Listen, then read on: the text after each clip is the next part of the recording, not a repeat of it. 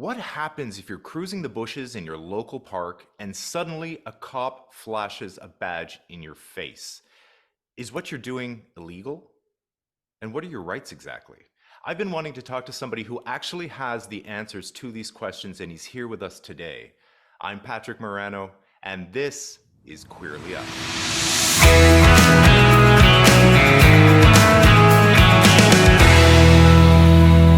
Joining me today is Marcus McCann, a lawyer involved in a number of high-profile cases about sex and state regulation. His latest book is Park Cruising, a book of essays affirming the positive value of sexuality and the ways that police, politicians, and park planners have responded to what we do in the bushes. Because I know you do it, because I do too. Marcus, welcome to the podcast. Thanks so much for having me. This is so exciting. Listen, I went to your book signing and there were so many people there, and I was so excited to see that because I always, in the back of my mind, kind of felt like, am I a freak but obviously not because I run into lots of people who are cruising too. But am I the only person too? But there was so much support for you and your book, and I was just so happy to see that. Yeah, I mean, I think on the one hand, park cruising and public sexuality is one of a handful of topics that the gay and lesbian and queer and trans communities have never been fully able to agree about. Hmm. Uh, Things like BDSM and porn and other things too, Hmm. where there's just like never been a total consensus. And so I think it's time, we're kind of overdue to have this conversation about Oh. public sexuality and about park cruising in particular. 100%. So I got your book here, of course. Plug. Um, oh, please, absolutely. I am all about plugging. Everybody go buy this book. Honestly, first I saw the title, Park Cruising, and that jumped out at me immediately because on my main YouTube channel, as some of you may know, and Marcus, as I know you know, I have a playlist called Cruising. So there's park cruising, bathroom cruising, all of the different spots that we go to.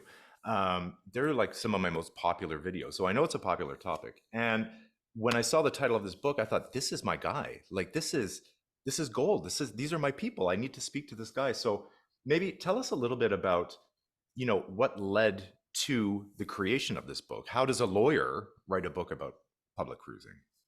Sure. So the kernel that started this was a police raid in Toronto in 2016 that the police caught about 70 men who were in a suburban park who were, they said, engaged in some kind of public sexuality. Now, Mm, the truth is a lot more nuanced than that. But when news broke, there were a number of people who were upset, who are concerned about this as a example of police overreach. And so um, me and a group of lawyers agreed to arrange legal defenses for the men who'd been caught up in the sting. And at the same time, an activist group called Queers Crush the Beat was born, that was looking at the sort of larger political and cultural repercussions of the police's action and trying to essentially to find accountability for the police. And so that was the first of it. mm, I I started writing on this topic because what I found was that there isn't in the law a good way to describe or defend sexuality in general. That sex tends to be seen as a problem, a risk, a danger. And what I wanted to do is intervene to say, well, actually, sexuality is a part of ordinary human flourishing for most people, and when we clamp down on sexuality, we're losing something, and I want the law to be able to account for that. So that was the beginning of the book, although it kind of got drawn off course. I love that you're quoting the book too. You're quoting yourself from the book because I love that line where sex. How did you say it? Sex is seen as like a what? The As negative a parts of. problem, a danger, yeah, of course. It's Go ahead. Yeah. No, I was gonna say it's like all those negative things, and we don't, especially gay sex, right? Oh, Especially for gay sure. sex. Yeah, there's like Gail Rubin would call it the charm circle, that there's like a kind of protected zone of pair bonded, heterosexual, monogamous, in private, Hmm. uh, with no sex toys, no money exchanged other Missionary than in the act of position yes, exactly. That is sort of protected, for and that procreation. yes, exactly, and that the further you get out from that, the Mm. less protection or the less sort of social cachet that type of sexuality has. The one thing that I really love about your book, and I'm going to keep talking about your book and I'm going to keep plugging your book because that's what part of this is about, because I want to support my peeps. What I love about this is your honesty also. Well, a bunch of things, but first of all, was the honesty of you saying, "Hey, I have experiences too." And Sure. it's not just a book where you're like, "Hey, this is other people's experiences and this is what the law is around what they're doing." It's, "Hey, I have experiences too." And I think that's important to have that kind of representation because I think a lot of people have assumptions that people who cruise or have public sex are a certain type of person. You know, they're deviants, they're perverts, they're maybe unemployed or unemployable.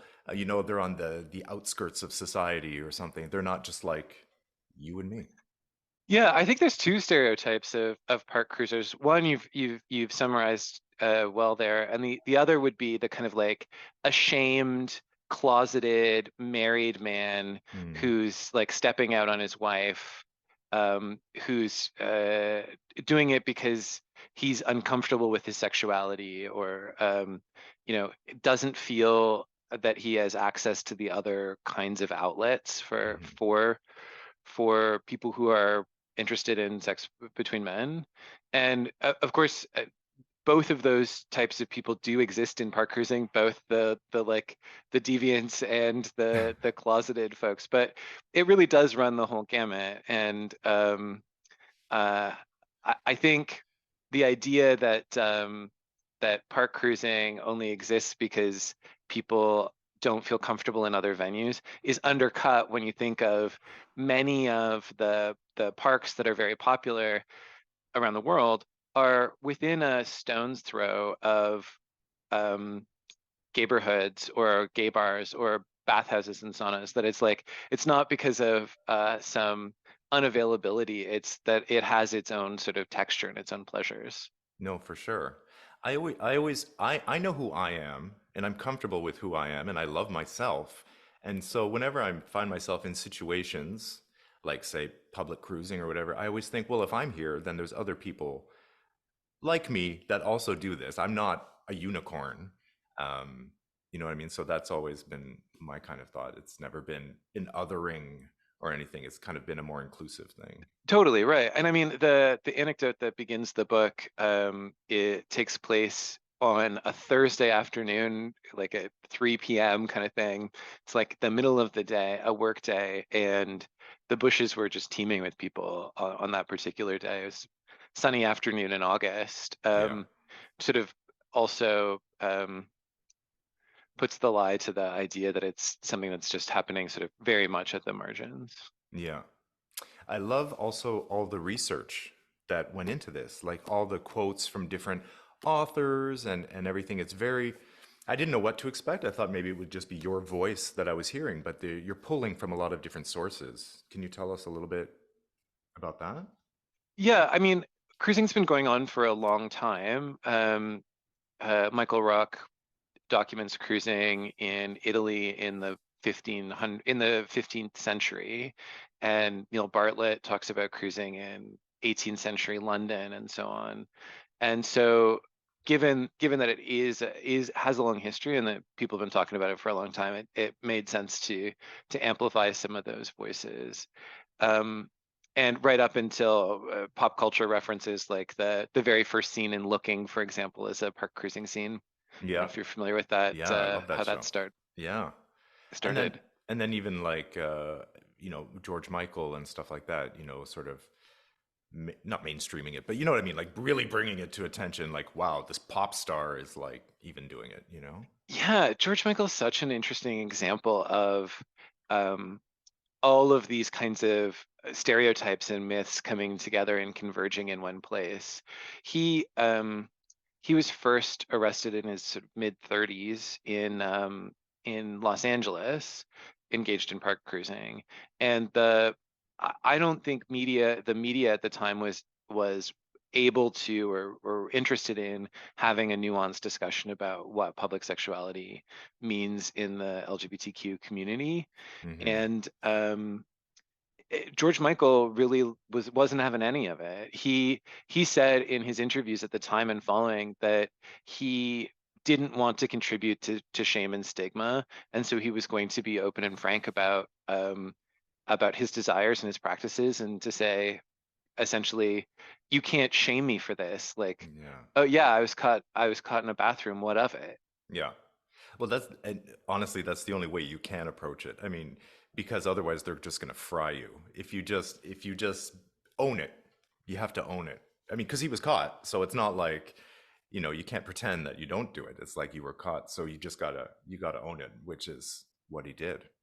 Yeah, and in that sense, later he described it as an attempt to sort of lighten the shame and stigma for everybody, and I think ultimately it did have that effect. Not Yeah. in the short term. In the short term, it was like a kind of knee-jerk reaction, but the long-term legacy of George Michael is now kind of intrinsically bound up with his um,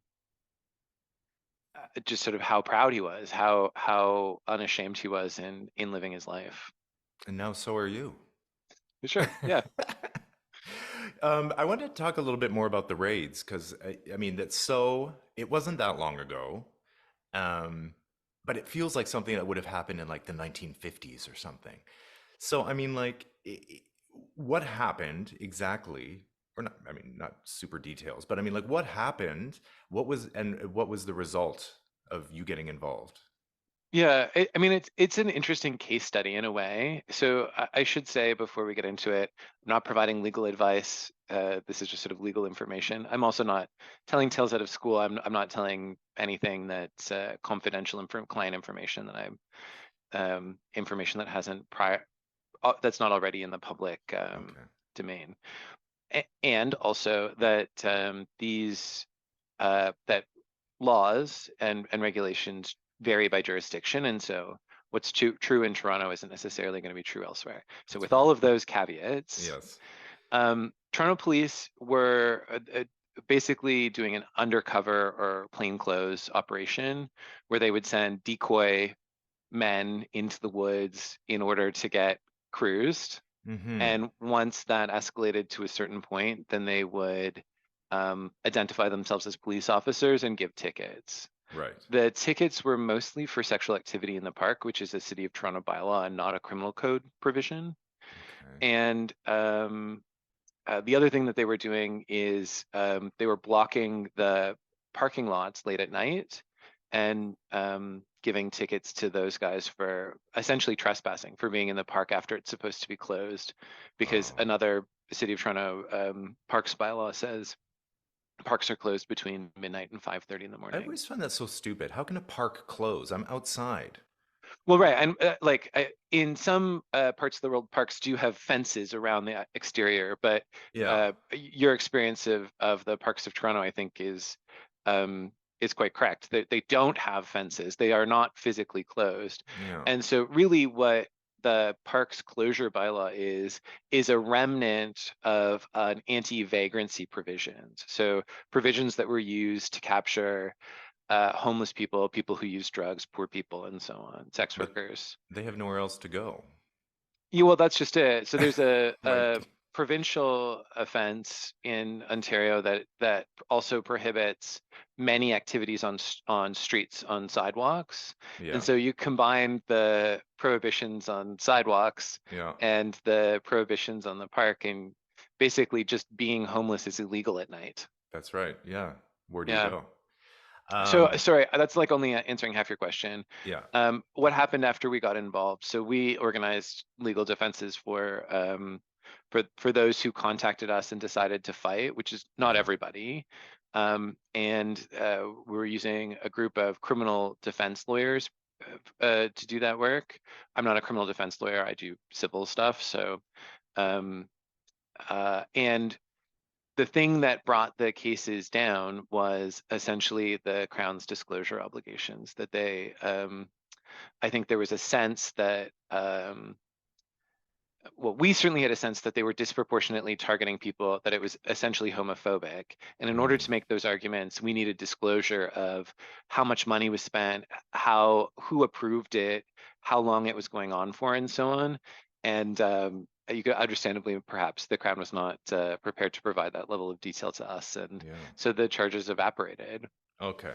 So nobody had to pay any of the fines. None of the people who contacted us and decided to fight. That's right. So Right. the lots of people would have just knee jerk decided to pay the fines, and so for those guys, that the die was already cast. But once we were involved, for those who chose to get us involved, we Yeah. were able to make a difference. And I mean, it's good. It's an Yeah. important thing to do. In a way, it's like just teaching a lesson to the police, which is like Back if off. you mess with this, Yeah. there's going to be consequences. Yeah. It reminds me of the bathhouse raids, which is a whole other topic of conversation, but just the idea of raids. I want to talk about entrapment a little bit later because I've got a couple of comments, questions from viewers and stuff where we go a little bit more into the idea Yeah, of entrapment. But I wanted to ask, and I know that you said it's different for different jurisdictions. Obviously, Canada, the U.S., Toronto, Montreal, whatever it is, I guess it's different wherever you're living, right? that's Um, that's right. But many of the public indecency provisions are similar, or there's overlap. So okay. it does depend on your jurisdiction. But one, my view is that park cruising, the way that it's actually practiced most of the time, doesn't offend the law. And the reason that I think that is because of the requirement that there be a sort of offended non-participant observer. Mm, So that's part of I the read about Canadian, that in the book. right? That's Yes. part of the Canadian prohibition, criminal prohibition, and Uh-huh. it historically has been part of many of the American state by state criminal prohibitions. So you just answered my I was going to ask the big question, which is how far is too far, and like what happens if you're caught? So you're saying it as long as there's no third person witness, I guess. Yeah, so Is that I it? mean you know this better than most, that cruising as it's actually practiced, people are pretty careful about making sure that they're not doing something in front of somebody who's not interested in seeing it. You don't want that. Right. I That's mean, not the so it's like goal. it's kind of self-preservation. You don't want to get beaten up, you don't want to get unwanted attention, you don't want to attract the police. But Hmm. it's also, I think, comes from a kind of ethic of care that people understand that parks are shared spaces, Yeah. and that um, it would be inappropriate to do something that's sort of non-consensual to somebody, obviously. Mm. The version of it that I describe in the book is like you can have a picnic in the park, or you could play badminton in the park. But if you set up your badminton net over top of someone's picnic blanket, that would just be like rude and inappropriate. It would be not a neighborly thing to do. It's not how you share space. How did you So know I bring a picnic blanket when I cruise? uh, Who told you um, that? So in light of all of that, there's the fact that it tends to happen outside of, like, away from commonly used areas, the most Yeah, of course. disused corners of the park where there's bushes or trees or what have you, visual obstruction, Yeah. fences, um, and the fact that it very often happens at night. All of those are examples of ways that park cruising is constructed to prevent non-participants from observing. Right. And you've described in your videos the kind of stop and start rhythm that often happens with Hmm. cruising as well, right? That like Sometimes there's um, relocating. You got to relocate. totally, Yeah. totally, Yeah. something's happening. Like there may be a sort of brief, fleeting sexual encounter that's in progress, and the door will creak open in the bathroom, Hmm. or you can hear somebody approaching further up the path, and the parties sort of pull apart, pull up their zipper, and like wait to assess the situation to see Yeah. if that's somebody who is a fellow cruiser, or whether it's somebody who is a non-participant and for whom you want to make sure that you're not engaging in front of them. That's right. So that's the thing that I think is the single biggest protective factor in terms of the legality of it. There's a case that went to the Court of Appeal in Newfoundland in Canada, where this was the question. The police had drilled a This is the hole in the bathroom. ceiling. Yeah, Yeah. had drilled a hole in the Come ceiling on, that is so wrong. and put a camera down the That hole. doesn't And they that were, I'm violate assuming, people's privacy? Like the bathroom is like you can't do that. Change rooms, bathrooms, like there must be a privacy law or somewhere protecting people from that. well, I mean, privacy is a whole other kettle of fish. The question of whether the police can, it's not really a matter of like, do you have a freestanding right to privacy? It's more, in this case, it's, do the police have the right to sort of to enter a space that would be otherwise a private space? Mm.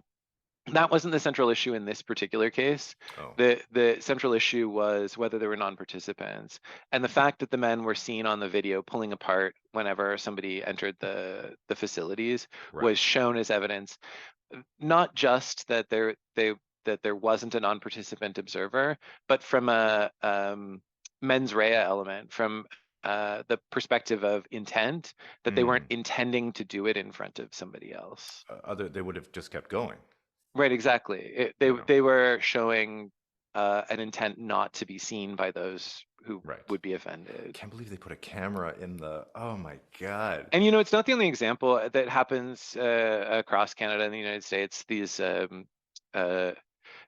and what I would say is it shows that the police have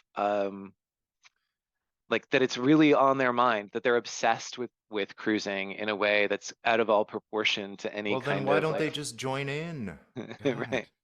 I mean, like, if you're so curious, Um, pull up a yeah, I stall. mean, Stephen Rishnicki says that park cruising and police cruising are symbiotic in a way, That's right? That there's a connection hilarious. between them. I love that it's called police cruising. You're right. Like police cruisers? Yeah. Yeah. Do you know Etienne? I don't think this is in the book. Etienne, he's a illustrator. He illustrated the Gold Coast, the interior of the Leather Bar in Chicago. Okay. It's no longer around, but his paintings have been preserved by the Chicago Leather Archives. Yeah. No, I don't He's got know. this amazing illustration, and it's these two men, like buff men in bulging jock straps. They're like 10-story high giants in the street, and their like foot is crushing a police cruiser, and Yeah. they're like they have these like tiny little police officers in there like dangling from their hand. They're Yeah. like pulling their clothes off them.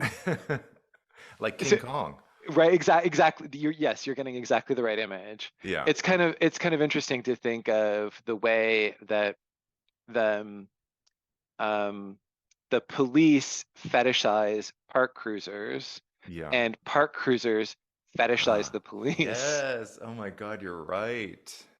Okay, I got a bunch of comments. Hmm. Let's pull one here. This is coming from just B. His name Okay. is B. He says, I had a 2 hour lunch break one day, so I went to the park. There was a guy that was walking around with his shirt off. We're walking along, we're chatting. I lean up against my pickup. He stood facing me full on. I rubbed my crotch one time. I was running out of time, so I told my head to get back to work. At which point, the guy says, another 5 minutes and I would have had you busted. He produced his badge and ID as law enforcement agent and took down my information. He told me if I ever came back into the park again, I would be arrested. Well, I So hate that. I know, I bet. So here's the entrapment one that I was talking about. Yeah, so let's start with what the police officer is describing here. Yeah. Um, People have an implied license to be in a public park. A public park is not property that you own, obviously. Yeah. And so to be on someone else's property, ordinarily you have to have permission. Okay.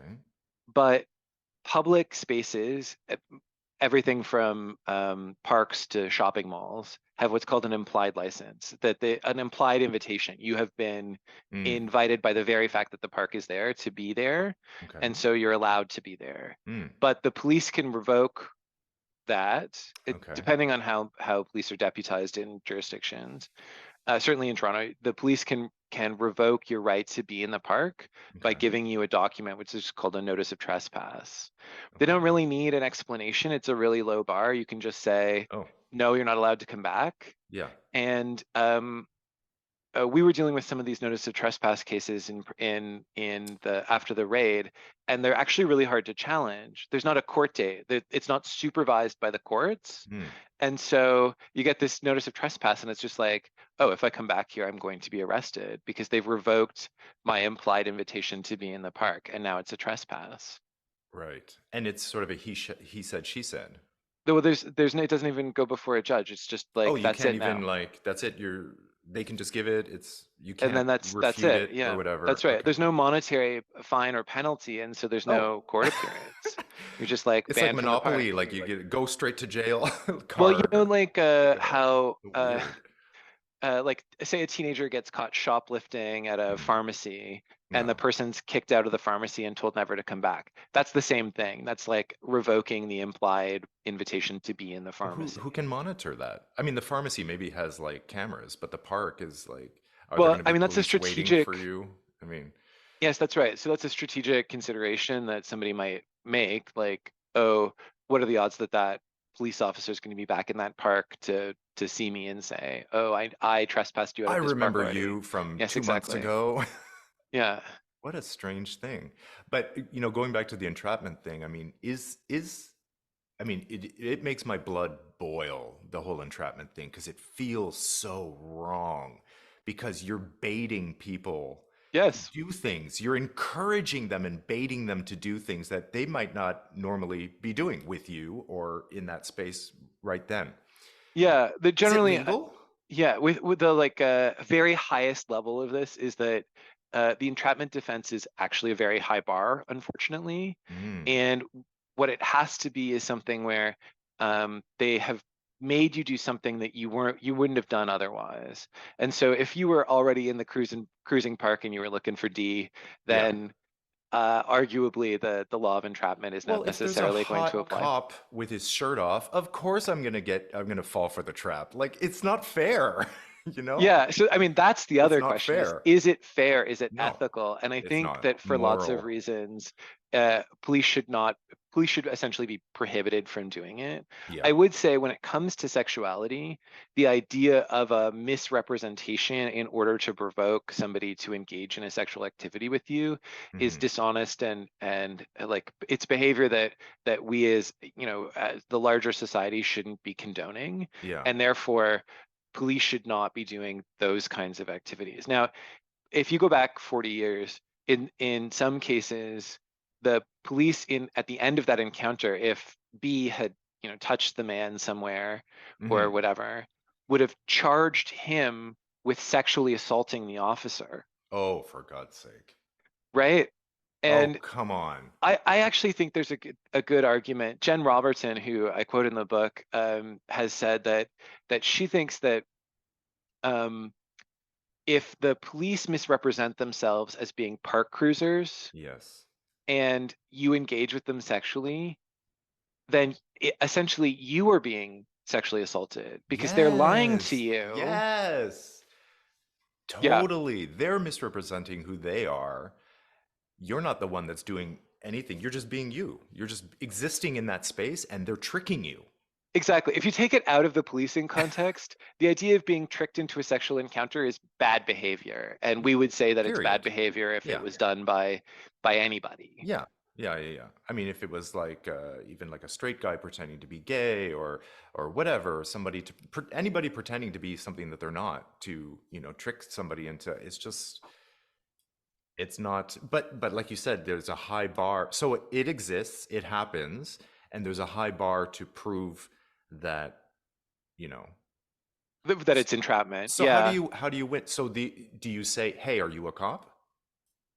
I mean, you can say that. What I would say is the most of the time, police officers who are patrolling cruising parks. No, let me take one step further back. Mm. Most cruising encounters happen as planned without police intervention. It's actually fairly rare for the police to be there and to be involved of the thousands of encounters that happen every day, right? So I And just that's want just to. me you're talking about. That's right. I have never, first of all, encountered you.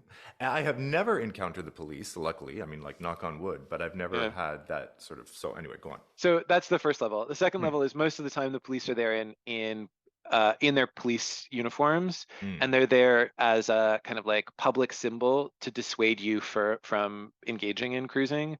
yeah. So my suggestion is if you see a police officer, that you move along. Yes. That Obviously. Yeah. that spot in that moment may not be the right time to continue in your cruising Mm-hmm. activities. Mm-hmm.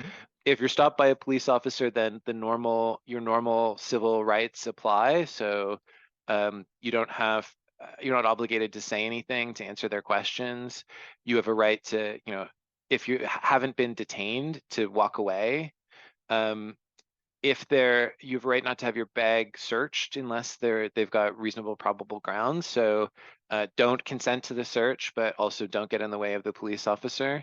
Yeah. And also, I should say that people's interactions with police, it depends on a lot of uh, people who look like you and me, like able-bodied, tall white guys, may feel more comfortable having some sort of back and 100%. forth Yeah. with the police, whereas people who are more marginal in some way, or for example, don't have immigration status, may Mm-hmm. not feel as comfortable challenging a police officer in that circumstance. For So sure. people know what their level of comfort and what their level of privilege is, and can, you know, uh, decide what to do For accordingly. sure. And it also probably depends on the cop. Probably some of them are just it's just nice. They're just walking around doing their job. And then some of them are maybe looking to not pick a fight, but they're a little bit more confrontational, or they're looking to prove a point or something. So Yeah, that's right.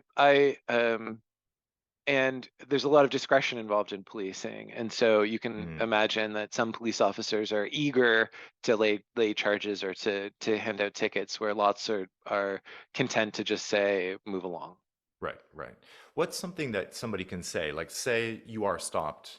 Okay, so you don't have to say anything. You don't have to consent to having your bag searched.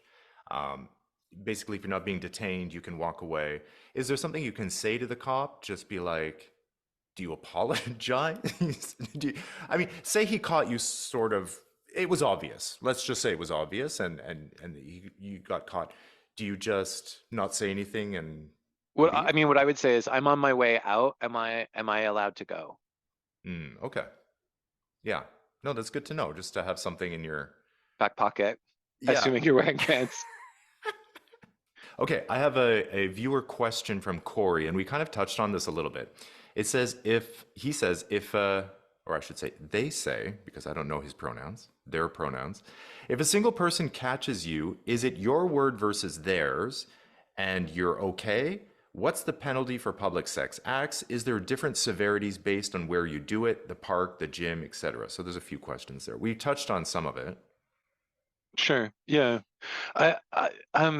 When a member of the public stumbles upon a sexual encounter in a park, unlikely to happen in most park cruising scenarios, but it does happen. Hmm. The sort of ordinary way that most park cruisers deal with that is that they disengage and leave. Yeah. And in circumstances like that, then the identity is obviously an issue. It's not like the person um, will They're not have going to seen your chase you. identification or Yeah, anything like they're not that, going to get right? your name and address and stuff. I mean, And I follow the great gay cruising message boards like Squirt and so on, mm-hmm, sometimes looking for what the police are up to. mm, And I've seen on a number of occasions circumstances where someone has made a complaint that they have seen, they were out walking their dog and they saw something that they didn't want to see, right. and the police are then like they're back on the in the park with the person the next day or 2 days later, like, can you show me where it was or whatever? Oh, right. And in circumstances like that, it's pretty unlikely that you would be connected to that in any way. That's right. So that looks to me, in circumstances like that, it looks to me more like the police are doing a kind of like community relations, like showing the complainer, Yeah. look, we're looking into it. But What can we do? I mean, like, and maybe just they might be getting some more general intel that they could use at some future point rather than to yeah. target the person who is the individual source.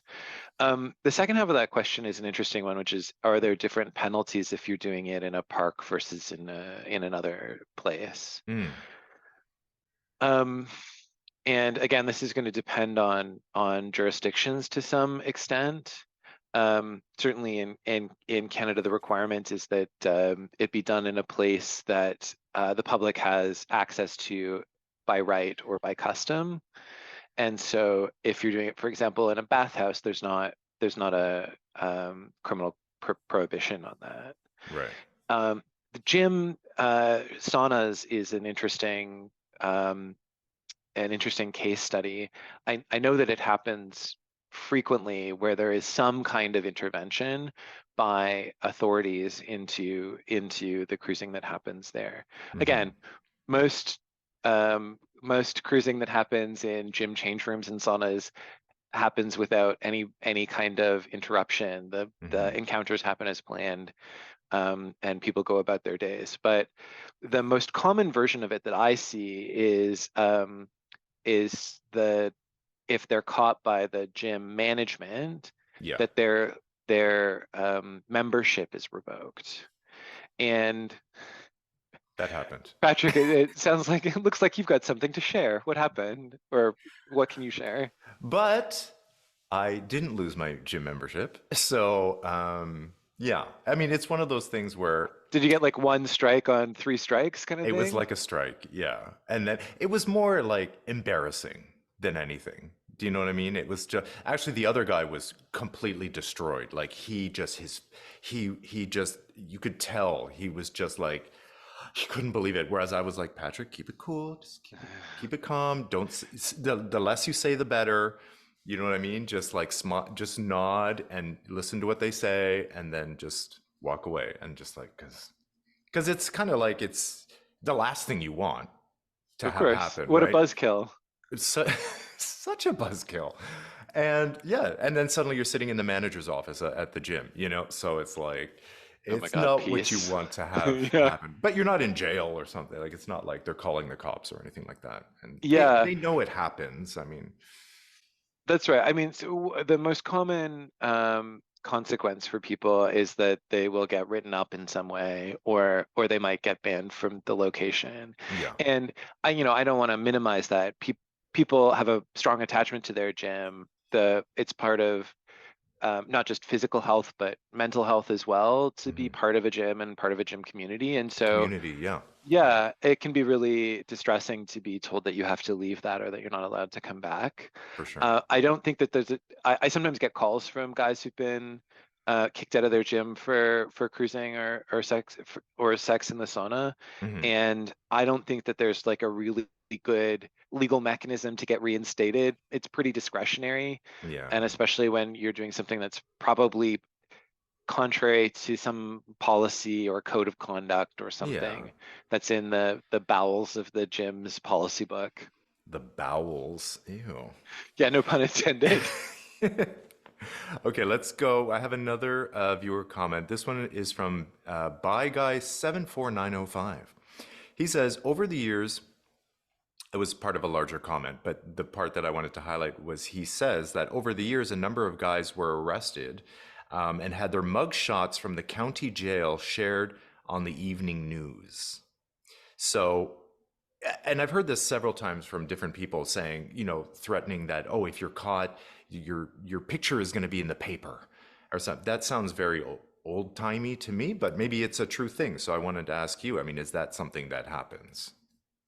Yeah, again, depends on the jurisdiction. So, in places, for example, like Florida, where there's sunshine laws, mugshots, arrest information, all of that preliminary stuff is stuff that can go out to the media and is often Mm. printed or commented on in the evening news or in the newspaper.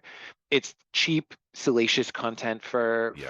the Right. news media. Yeah. I think it's unethical behavior on the part of the journalists, but Yeah. people do it, It's gross. and it can really detonate a kind of shame bomb in people, like what you were talking about your trick at the gym, who He just sort of had a name, crumpled. Marcus. I'm just kidding. Just kidding, he didn't have a name. Just I don't know what it is, but he had Sure, one. sure, Yeah. yeah. That kind of like if you can see how shame can get really triggered in that Hmm. situation, Yeah. and in the most extreme versions of it, people have had acute mental health crises and have even taken their own lives. Yeah. It's another reason why um, the targeting of cruising is just the consequences for people who are arrested are so vastly out of proportion Mm. to the activity that they're trying to clamp down on. Right. Right. Um, So, but in terms of the mugshot, I mean, you have to be arrested first. So we've kind of, I mean, you have to get to that point. Right. So, for example, my guys in Marie Curtis Park, Yeah. there was no mug shots taken because they were Right. given a ticket and they were sent on their way. Right. For the fellow who B, our first commenter, Yeah. who was talking about getting trespassed out of the park, there Hmm. would be no mug shot there. Right. For you and whatever his name is, Who knows? who knows, who were caught in the gym sauna, there was no mug shot, so No. that it's unlikely that that's going to get released to the press. Right. And most encounters that would happen in jurisdictions in Canada, that wouldn't be the case. Right. Has been the case sometimes historically, and in some jurisdictions, especially places that have sunshine laws like Florida, it's more Right. likely to happen. Yeah. Okay. Okay. This next one is from Scorchy666. He says, a lewd conduct charge will ruin your life. This is a comment, not a question. He says, will Sure. ruin your life. If convicted, you are required to register as a sex offender. Right. In some circumstances, it depends what the charge is, depends on the jurisdiction, but there can be a requirement to register on a sexual offender registry if somebody is caught, arrested, and convicted or pleads guilty. Okay. Um, So you have to be arrested.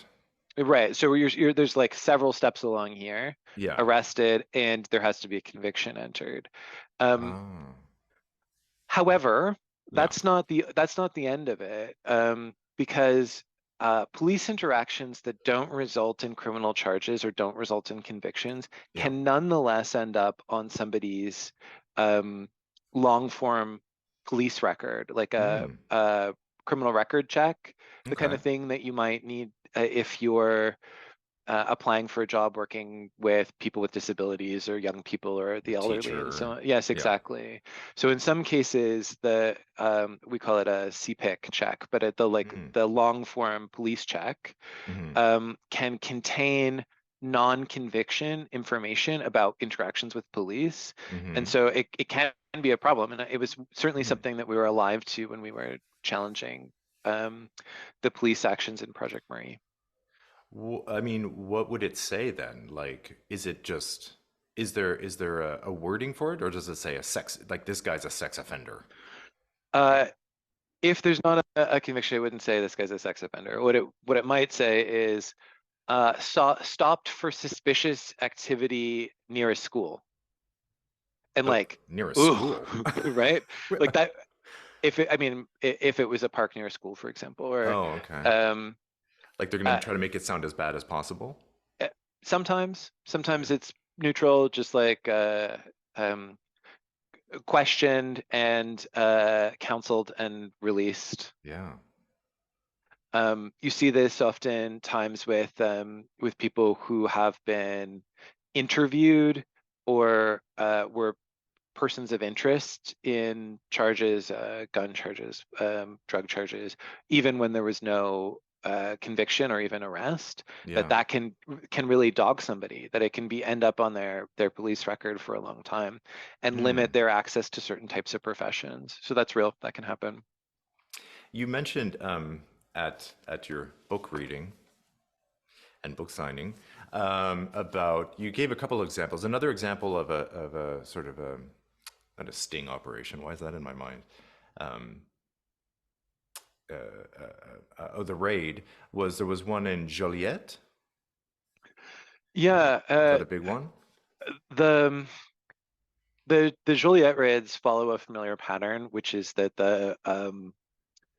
there was violence being done to people who were cruising, like gay bashings essentially, Oh wow. and that the By the police, police? no, just Oh. there was like a violent incident or a number of violent incidents, Oh. and the police used that as an excuse to clamp down on the cruisers rather than the gay bashers. Wow. Yeah. That's interesting. So like uh yeah, no, right? It's pretty awful. There's this kind of fiction that somehow there's like a violent threat posed by park cruisers, Right, when in right. the reality, people who are cruising in the parks are the most vulnerable to Yeah. violence or abuse at the hands of gay bashers or the police. So And they're it's the doing opposite. what they're doing is the furthest thing from violence. It's all about connection and, you know, forms of love and connection and um Yeah, I mean, I think it's the way that you've described cruising in your videos. Find the videos here, here, and here. thank you for the I plug. can do this too. Yeah. Uh, what I find really interesting is that you've got a really sophisticated idea about sexual consent. So this is a different area of the law, but it's something that I'm interested in. What is it about park cruising and the way that it's conducted? How is it related to our ideas about how to treat our partners, how to care for our partners, how to ensure that our partners actually want to engage in the activities that we're doing. Yeah. There's a human aspect to it and a way that the people are relating to each other that you don't get, you know, online or anything like that. It's really a fine-tuned, you know, way of communicating and dealing with each other and picking up the signals. And it's just like it's a big complex machine, you know, that we understand.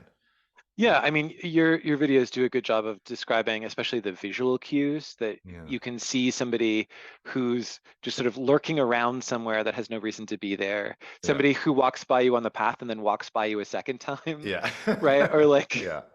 But we know that, but somebody else wouldn't pick up on those cues. It's the people that know, totally, totally. you In know. Samuel Delaney's book, Times Square Red, Times Square Blue, he talks about cruising in the porn theaters in New York in the 70s and 80s. Mm. And he describes this sort of scenario where you'd be sitting in a row in the theater, like in the cinema, and someone would sit in your row, but like all the way at the other end of the row, and sort Oh. of look over to see how you react, and then would like Ah.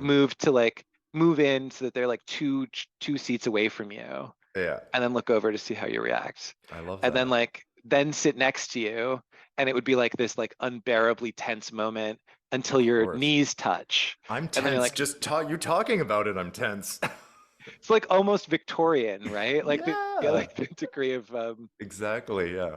and what it does is it gives the other person every opportunity to get up and leave, to Yeah. Of express course. themselves in some way. Yeah. And we started talking today about the idea that that can come from a kind of like self-preservation or like desire not to draw unwanted attention to you.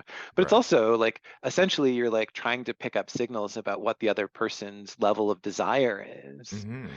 And so I think one of the reasons, this is like getting away from the law side of things a little bit, No, that's okay. but like one of the reasons that park cruising can be so hot is because you're paying attention for somebody else's desire for you.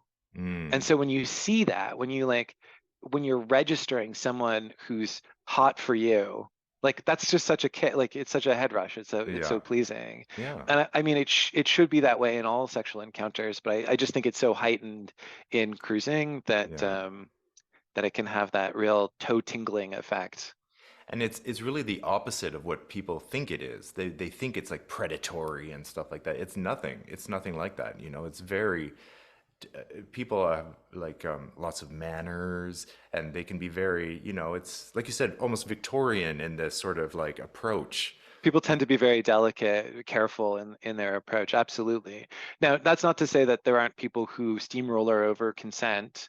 I'm sure you've been in cruising situations in bathhouses and parks, wherever, Yeah. in sex clubs, where somebody is just like not reading the room Yeah. or No the means park, no.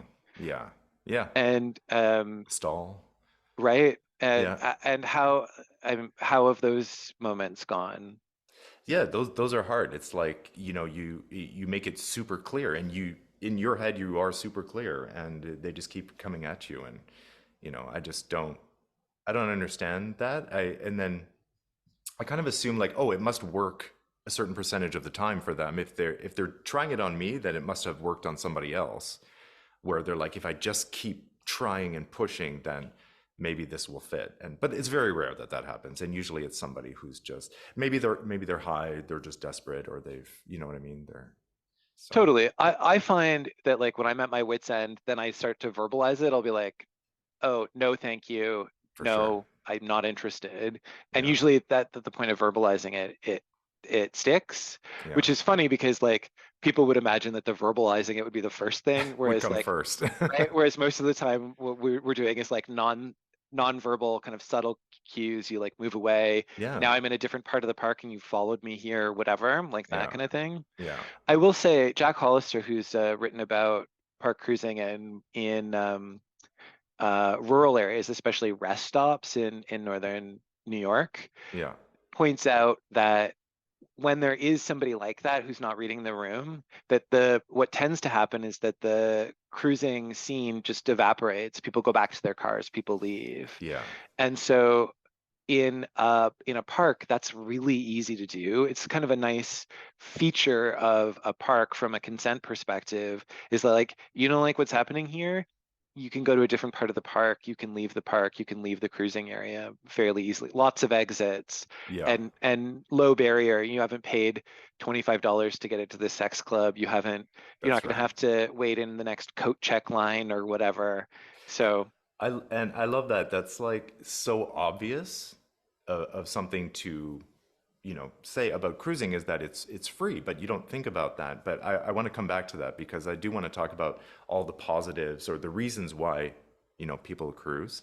But I have to, we're like totally on the same page, but I have to play devil's advocate because I know that there's comments and stuff, and people ask about like why do you need public cruising? We have the apps, you know. And I've said it in my own way, but you know, you say it in yours.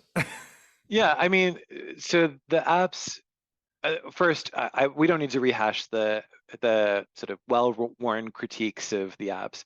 They work for some people, and for those people that they work for, have at it. That's fun. Hmm. For lots of people, they experience the apps as being body shaming, racist, corporate, cruel, like that it can lead to people feeling pretty hurt or excluded. For sure. And so I don't think that the apps are for everybody. Um, I also think they require a kind of media literacy, like a way it has its own vernacular, and so some people who don't catch on to it, right, Mm. can can feel excluded from the apps in that way. Hmm. It also requires having somewhere to go, and as we have like unrestricted increases in residential rents in most of North America, one of the problems is like a lot of people don't live alone, Yeah. and they're living in increasingly cramped situations where there's like three people crammed into a one bedroom or whatever, Yeah. or alternatively that people are still living with their family. Hmm. And so in those circumstances, the idea that you could just order in on the apps, it's not realistic. Yeah. And so I think people would Order in. say to that, sorry, yeah, I think people would say to that, well, what about the commercial sex establishments like bathhouses, sex clubs, back rooms, things like that? Yeah. And I do think that those are important pieces of civic infrastructure. and it's good that they exist for people who want to use them. Not everyone's going to feel comfortable using those, um, And they and cost also money. right, it costs money, and it's like also depends on where you live. So the guys in upstate New York who Hollister was studying, it's not like there was some bathhouse in Biminghamton or whatever, like so, That's right. whatever in Yeah. some smaller Yeah. city. Yeah. A lot of, because I have a bathhouse playlist on my channel too, and so a lot of people say I don't have one in my city or town, and so that's true, but you have a park. I bet there's a parking lot. Right. I bet there's a bathroom at the mall. you know. It's funny. I would love to know in more detail about the like sort of rise and fall of bathhouse culture, because it does seem like there are fewer bathhouses than there used to be. Yeah. I'm always curious when I'm traveling to see what the bathhouse culture is in any particular place, Yeah. because obviously it's different from city to city and country to country. Yeah. All the major cities usually have at least one establishment. I was in Europe, and London has a bunch, and Paris has a bunch, and Amsterdam. And so, I mean, but of course, so you get out to smaller cities and rural areas, they're not going to have a bathhouse. They might not even have a club or a bar that you can Yeah, go I mean to. it's interesting also the bathhouse culture itself is different in different places. So Yeah. in Toronto, for example, it's sex focused, but there's not as much of the kind of like party atmosphere. There's not a bar in any of the Yeah. bathhouses anymore. Whereas if you go to say Mexico City, Yeah. the bathhouses have there's like a version of it that's like a central bar with the bathhouse sort of built around it, Yeah. Well, and it Spa has. Access has a bar here. Oh yeah, that's right. Okay, It yeah, does. yeah. Steamworks doesn't, but no, you're right. It's St. less. Mark's used to as well That's right. before it Yeah. closed. It's less. I find it more social, like in Europe too. It's more of a social thing. Like the lounge, they'll have a big lounge with lots of Right. couches, and you can hang out, and then you go to the back and you can hook up and stuff like that. Whereas here, I find it's more you get a room. So then immediately you're more private and closed off from what's happening out there. You go in your room and you close the door. So immediately there's that sort of division between you and other people, which can be good or bad. You have a private place to go to. It's your own little private, sanctuary. Sure. Whereas in Europe, they have the rooms, but it's not your room. You just use it and then you leave, and the next person can use that room. Right. That like sort of central spot, whether it's a bar or not, where there's a lounge with couches, Yeah. usually the lights are higher Yeah. and talking is permitted. I don't mean that Yeah. it's like forbidden elsewhere in the establishments, but Yeah. it's like, there's sort Yeah. of a code of like, we're going to do this without having a lot of conversation. To have a space on site where you can just decompress and talk to somebody Yeah. is it's kind of neat. Yeah. I think maybe I'm going to try that. I'm not sure if this is true. I'm going to try this. Yeah. I Go for it. Cruising is something that tends to happen over the course of an afternoon or an evening. You get like you cruise for a little bit and then you go back to hang out with your friends and then you cruise again, right? Like that's often how it happens in bars. Yeah. Yeah. In parks, it's sort of like you go into the cruising area and then you go out and you like sit under a tree for a little while and then you go back into the cruising area or whatever. And so in bathhouses that don't have that significant lounge space, you're Yeah. missing the kind of downtime part. Yeah. I Or you guess maybe. spend it you spend it in your room, but you're alone, Oh, I see. Yeah. you know? Right.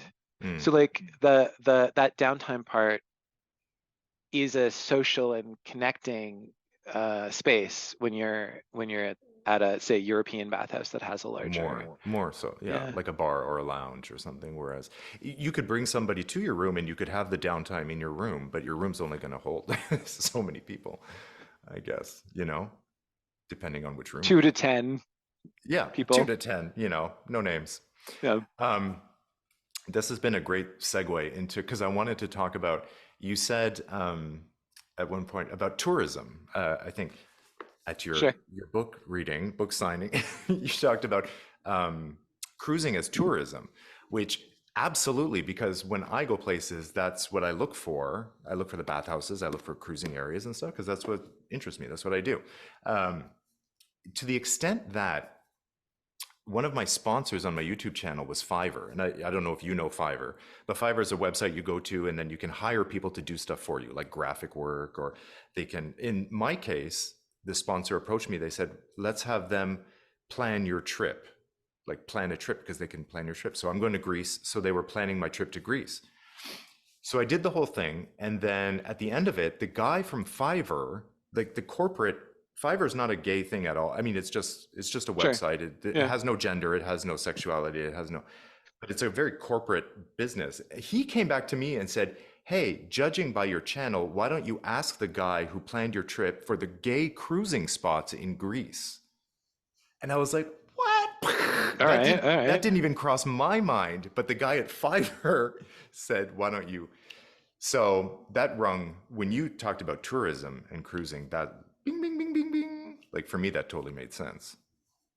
Yeah. I like. It's interesting the kind of Disneyfication or the sanitization of public spaces is intended to promote tourism, but it only promotes tourism for a certain type of person or a certain class, Yeah. and it sort of is revealing to to me anyway. It shows whose tourism you want and whose tourism is important to you. Mm, Um, Replacing the porn theaters in New York with Hard Rock Cafe or whatever right. Right. is an example of it. And I think there's a real missed opportunity. The reason that I brought up tourism was because there's two Supreme Court cases from 2005 which are about Montreal swingers clubs. Okay. And again, it's like another decision where they only see a problem, they only see danger, they only see risk, the court. Yeah. Whereas I'm like this is so core to what Montreal is, this kind of like sin Totally. city, and Yeah. that is the source of so much of their tourism. Uh-huh. That like what are you doing? You're like messing with the thing that makes you unique and amazing. Yeah. 100%. Like I know I used to dance in those clubs in Montreal for like a second. Um, and we had so many Americans driving up, you Of know, course, right? to enjoy them because they don't have that down there. Not to that extent. Even the go-go boys have to wear like a G-string or whatever, but in Montreal, it's like all out there. So We should get this one sponsored by Tourism Montreal. we should. It's Yeah. it's they have that reputation, and that's the strippers, the dancers, the sex clubs. I mean, they have more bathhouses than Toronto, with a smaller population. So Right, and so I think that's part of like you can lend sort of municipal distinction to a place, essentially to say this is my this is part of my brand as a town or as a city, yeah, and exactly. it can be a helpful way to increase the number of bodies. Yeah, Yeah, because sex sells, and people will want to pay, so might as well make money from it, right? sure, and like cities and towns spend tons and tons of money trying to attract people to a town when in this case there's something that's sort of organic that had already popped up that is that it Yeah, doesn't even that's need true. it just needs the government to like keep its Just hands off of keep your it. hands off of it. It's working, Yes, exactly. you know. Marcus, where can people get your book? It is available at better booksellers across Canada and the US and also in Europe. You can buy it online. It's out from House of Anansi Press. And all of your links or socials that you want to share, I will put down in the description below for people to Amazing. reach out to you. Is there anything you want to say to close up? No, that's great. Thank you so much for having me to talk about this subject. It's obviously something that we both feel passionately about, and Yeah, very passionately. it's always nice to meet a fellow traveler. I wore my cutoff sleeve t-shirt because we were talking about cruising. Well, hello. Yes. Summer is here. Woohoo! Yeah, I got to get out there. Thank you so much. This has been such a joy. The time like flew by because this has been the most fun for me. I've loved it. So thank you so much for doing this. What a treat. Okay, take Thank, care. thank you. And for the rest of you, I will see you on the next episode of Queerly Up.